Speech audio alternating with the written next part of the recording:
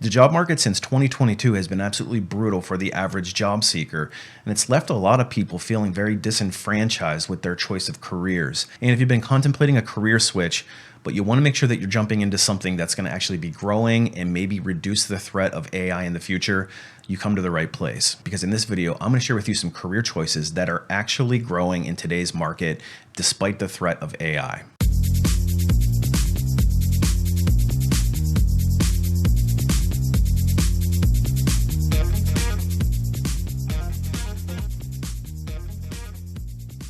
Now, choosing the right career in any market can be stressful, but choosing the right career in a challenging market can be downright daunting. But I wanted to give you some career options to consider that are forecasted to grow much higher than the industry average. And more importantly, jobs that are unlikely to be replaced by AI anytime soon. And I'm pleased to announce that I've just launched a brand new course, The Ultimate Career Blueprint. And this is designed to teach you how to actually reclaim control in your career and start to put yourself in the driver's seat so that you can achieve your lofty career goals. Whether you're entry level and you're starting your career for the first time, or you're somebody that's been in the same role and you feel stuck, or if you're somebody that's struggling to break into the management and leadership career path and you just don't know what to do, this course will teach you how to unlock your career potential and finally move up the corporate ladder. And if you want to learn more, I'll leave a link in the video description. And I also like to thank today's video sponsor, SimpliLearn. More about them in a minute.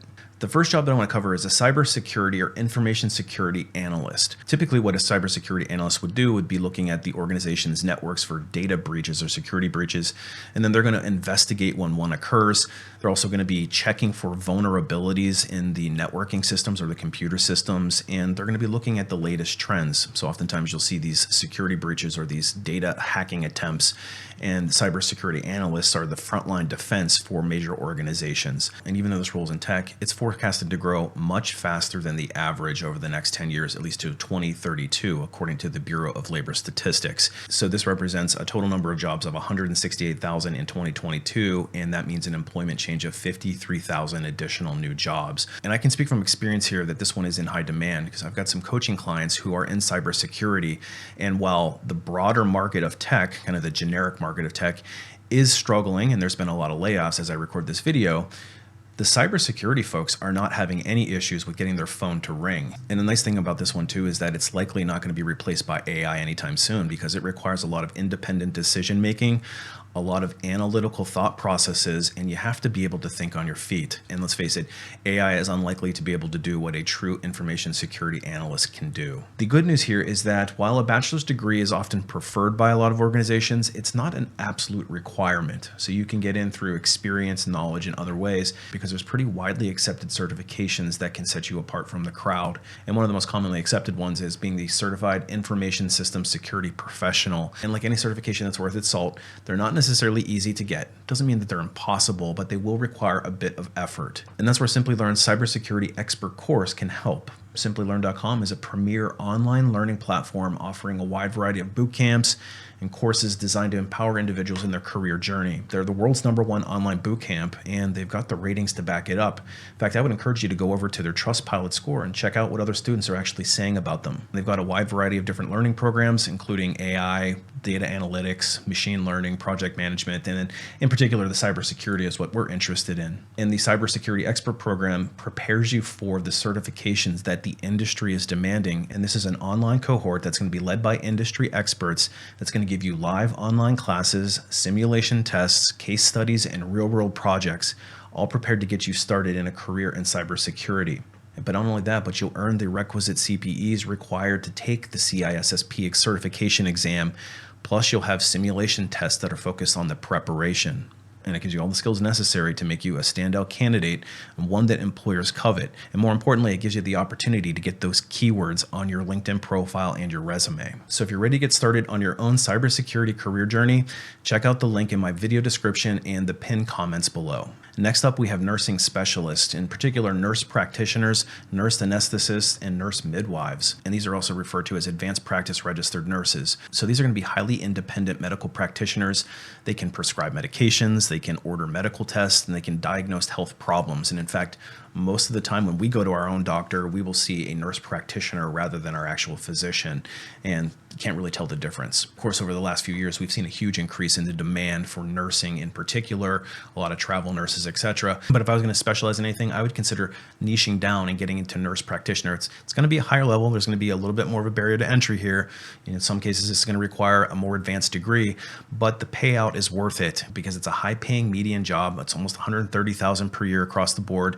And the job look in particular is really strong. You've got 325,000 total jobs and a whopping 38% increase in the number of jobs that are forecasted by the year 2032. Let's face it, the population's aging. This career path is not going anywhere. AI isn't going to replace this anytime soon. It requires too much independent decision making and judgment calls. And quite frankly, I don't think I'd trust AI to manage my health. The next career type that's growing is actuaries, and an actuary analyzes the financial cost of risk and uncertainty utilizing mathematics, statistics, financial theory, etc. Most actuaries will work in the insurance industry, but it's a very statistical driven job. They're going to be estimating the probability and economic cost of an event such as sickness, death, an accident, or a natural disaster. They're going to be designing and testing insurance policies, investments, and other things to minimize risk and maximize profitability for these insurance companies. And they'll calculate cash reserves needed based on existing policies and liabilities in case they need to have a payout or a claim. And based on the fact that it's very mathematic, statistic, and analytically driven, it does pay very well. It's an average median pay of $120,000 per year, and in general it only requires a bachelor's degree to get started, so the barrier to entry is fairly standard. The nice thing about this one is that it's also growing much faster than average at 23% over the next 10 years. And because of the nature of this job, AI is probably going to play a minimal impact in disrupting the number of jobs that are available. There's a lot of independent decision making that gets made here, and AI just simply isn't able to do that, at least not yet. Next up, we have software developers, and this is probably going to be surprising to some people based on how the market has gone over the last 18 months or so. But the fact of the matter remains is that software developing is not going anywhere. Now, obviously, there's a bunch of different types of software developing that you can do. For example, there's application software developers that might develop computer applications such as games for consumers, or you might have system software developers who are developing the operating system for things like electronics, cell phones, cars, etc. Of course, you've got the AI machine learning engineers as well. So yes, addressing the elephant in the room, software developing has been hit very hard over the last 18 months to 2 years. But despite it all, there's still a strong overall demand for software developers. Pretty much every company has them. And in fact, over the next 10 years, there's a forecasted 25% growth in the industry, and that's going to be much faster than average. And even though AI is likely to eliminate some of the more mundane tasks in software developing, which will probably eliminate some positions, other positions will become more important. And if it was me, I would try to differentiate myself by building the systems, maybe become a software architect, or get into AI machine learning and really niche down. So if you're not differentiated in any meaningful way, there's certainly going to be a threat there. So figure out ways that you can stand out from the competition. Next up, we have mathematicians and statisticians, and these are people who analyze data and apply computational techniques to solve complex problems. So they'll often develop mathematical or statistical models to analyze data and decide when data is needed to answer specific problems or questions in industry. So obviously in higher education, they're working on a lot of theoretical models and abstract concepts. And in government and not-for-profit, they might be looking at things like employment data, crop production, energy use, etc., and helps them shape policy and procedure. Or they may work in research and development for big industry. For example, they might work to design experiments for how car engines perform in cold weather, or analyzing consumer data for marketing strategies. Now, there is a barrier to entry here for mathematician and statistician because a lot of your competition is going to have a master's degree, and you have to be good at math and statistics, which automatically makes me not a good fit for this job. But the positive note here is that it is growing much faster than the average. It's expected to grow by 30% during the same period of time, and that means an additional 10,600 jobs, and the job pays pretty well. The median pay is over $100,000 per year, and of course, that depends on the location that you live in and the industry you work in. Next up, we have operations research analysts, or you might call them business analysts as well.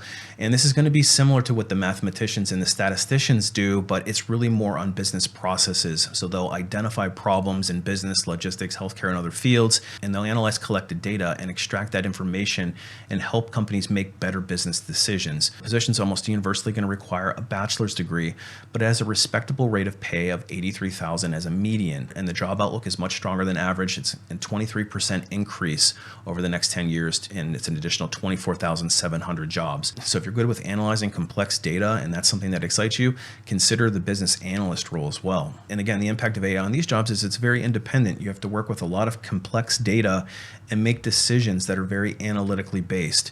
And so the AI systems just aren't set up to do that very effectively. So I think that this one's going to be relatively safe as well. Next up, we have logistics and supply chain. And this is pretty obvious why this is a position that's in need. These logistics roles oversee the activities related to purchasing, transportation, imports, exports, inventory, warehousing. They really are a critical component to the infrastructure of a major organization. Of course, we saw the impact of what an interrupted supply chain did to the economy back in 2020. Now, these positions are in high demand. The barrier to entry is a bachelor's degree, so there is still going to be that requirement, but they pay reasonably well at $80,000 per year, and there's a decent outlook of job growth, which is much faster than average, and this equates to about 40,000 additional jobs over the next 10 years. And so next we have medical and health services managers, better known as healthcare executives.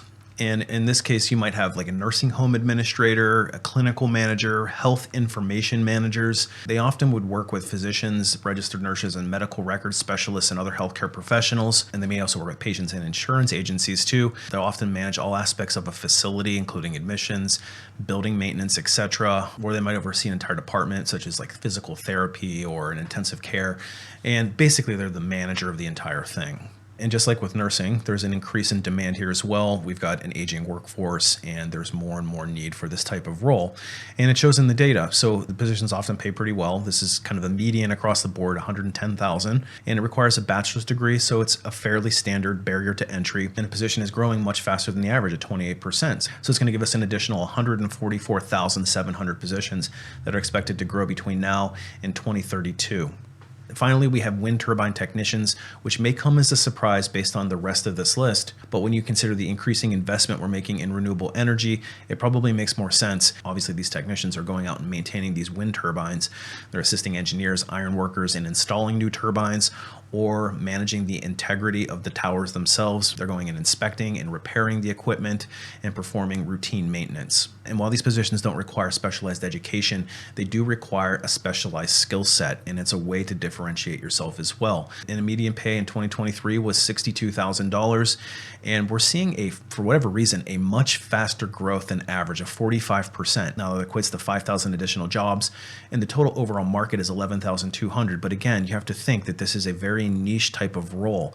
And if you're somebody that works with your hands, you like to work outside, you don't mind being up great heights, I'd probably eliminate myself from this position, but this might be a great way to differentiate yourself. So instead of being a manufacturing technician who might be subjected to routine layoffs, maybe consider getting into wind turbine technology instead. So while I was compiling this list, I noticed an interesting trend here that most of the jobs that have the highest growth potential over the next 10 years and might be AI and layoff proof revolve around the medical field, technology, and in data and statistics. So that might give you a little hint if you want to try to rebrand yourself and change into a different career type. So anyways, that's a list of options that you could consider if you're trying to figure out what to do next in your career. And remember, the key to a successful career is differentiating yourself and making yourself layoff proof.